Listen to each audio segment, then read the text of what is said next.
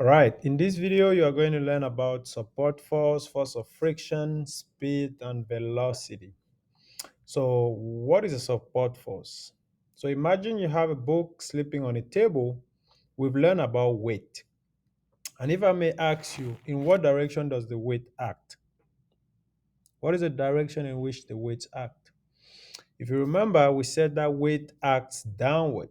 Always, always, always. Whether it's your weight, whether it's the weight of any object that has mass, anything that has mass has weight, and the weight of that object acts downward. So if I put a book on a table, that book has a weight that is acting towards the table, like inside the table, right? So if you picture that there's an inside, like if you're sleeping, if you're standing on the ground, your weight is acting towards the ground, right? Downward. Now, we've talked about equilibrium. So if I'm standing on the ground and I'm not moving, right? So what is the force that is balancing my weight? Because there must be a net force of zero if I am at rest. If I'm not moving, it means the net force acting on me is zero, right? So that force that balances the force of gravity whenever we are on any surface or an object is on any surface is called a normal force. So the normal force is that support force, right, that balances the force of gravity. So take note.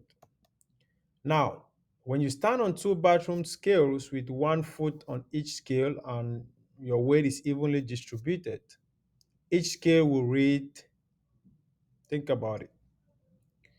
Because your weight is evenly distributed, right, it means half of your weight is going to be read on one scale and half will be read on the other scale. Yes. So you are at rest, so the forces acting on you is zero, so your weight is directly balanced by your normal force. Now, let's talk about the force of friction now. If all the time when I want to usually talk about friction, what I would say is that rub your hands against one another, right? Rub them for about 5 seconds. What do you notice? You rub your hands against one another for about 5 to 10 seconds. What you realize is that you start feeling warm. You start feeling some hotness in between the hands. Why do you think your hands become warm when you rub them against one another? I guess the answer is friction, right? Because when you start moving your hands against one another, there is a force that opposes motion. There is a force that doesn't want to see motion, and that force is called friction. So, moving your hands against one another, the force of friction, which is a resistive force, is going to be resisting, right, the motion between your hands, and that is why that heat is generated.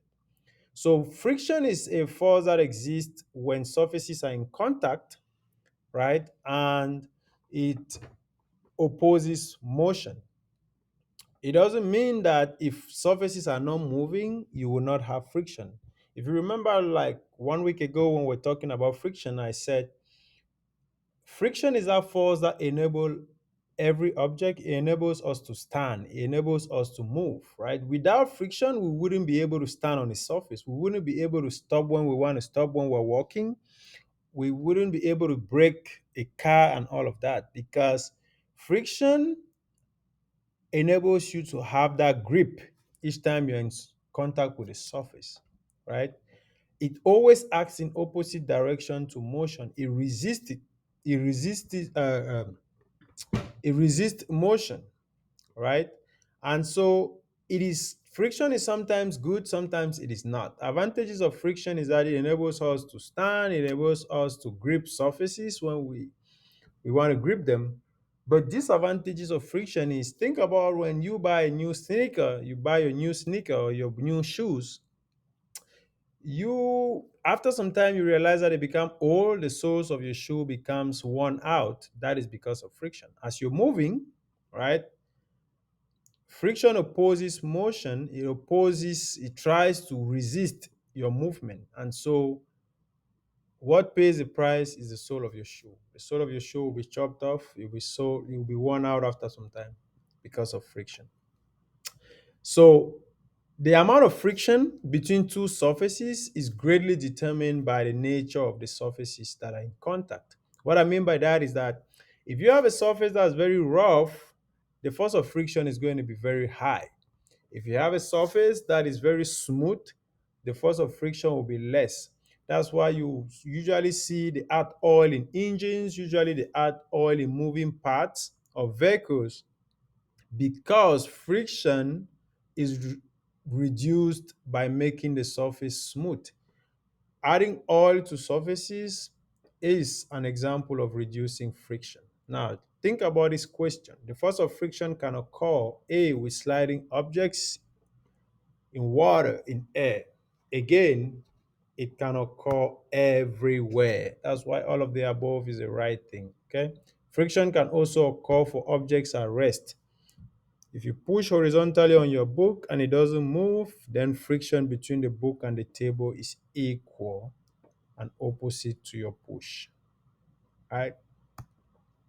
So let's think about this question. When Nelly pushes a crate across a factory floor at constant speed, the force of friction between the crate and the floor is A, less than Nelly's push, B, equal to Nelly's push, equal and opposite to Nelly's push, more than Nelly's push. Now, you might be tempted to think that, oh, this she's pushing the crate across the factory floor. She's pushing the crate, yet think about it. Constant speed. Remember the two conditions we're talking about for an object to be in equilibrium?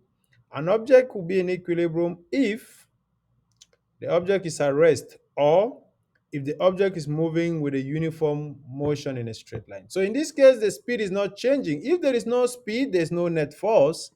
That is why the force of friction is balancing Nelly's push. That's why you have a constant speed. If you don't have if you have acceleration, yes, there will be a constant, there will be a net force. But now that there's no acceleration because of the constant speed, then Nelly's push is equal and opposite to the force of friction. Okay, because of constant speed. So that is equilibrium, no net force. Now look at this other one where Nelly pushes a crate across a floor at an increasing speed. Now you have increasing speed. It means it is changing. Increasing speed means acceleration. So Nelly's push is greater than the force of friction. Because remember, the force of friction exists between the crate and the floor. So it is opposing Nelly's push. It is opposing the motion of the crate. And so in this case, Nelly's push is greater, right, than the force of friction, or the force of friction is less than Nelly's push because of increasing speed. Increasing speed, remember, means there is a net force in the direction of the push. Okay. Now we're going to talk about speed and velocity. What is speed? You must have gone through a street and you've encountered a speed limit. Whether you're driving your mom or you're driving with yourself, by yourself, right? You probably saw a plate somewhere saying speed limit 45 miles per hour or on a freeway saying 60 miles per hour. That is speed. It tells you that you shouldn't be driving more than that speed. So let's say I want to go to Los Angeles and I put on my GPS and it tells me, oh, from here to Los Angeles is 80 miles, and if you're driving, you will get there in 1 hour, right? For me to get my speed, I just need to take the distance from here to LA divided by the total time I use to travel to LA. And so distance covered divided by travel time is what we call the speed. Now, you have different type of speed. So suppose you are going to a store. You leave your house, you drive at 45 miles per hour for 5 minutes. And then you stop because there's a traffic light that turns red. You have to stop. So you slow down and then you stop. When you stop, your speed at that time is 0 mile per hour because you're not moving. And you be at a traffic light for 10 seconds. And then the light turns into green and you have to kick off again and start traveling. And so you're traveling about 35 miles per hour, and then there's a car in front of you.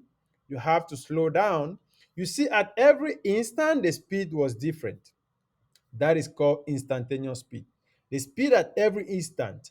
The time you were traveling for 45 mile per hour, you did that for about 5 minutes, right? So the speed at that specific moment is called the instantaneous speed. And so you can have so many instantaneous speed during your travel because there are some times when you need to be traveling faster, and then because of traffic, you might have to slow down, or because of traffic light, you might have to slow down. So your speed are different at different instances. And so the speed at a particular instant is called the instantaneous speed.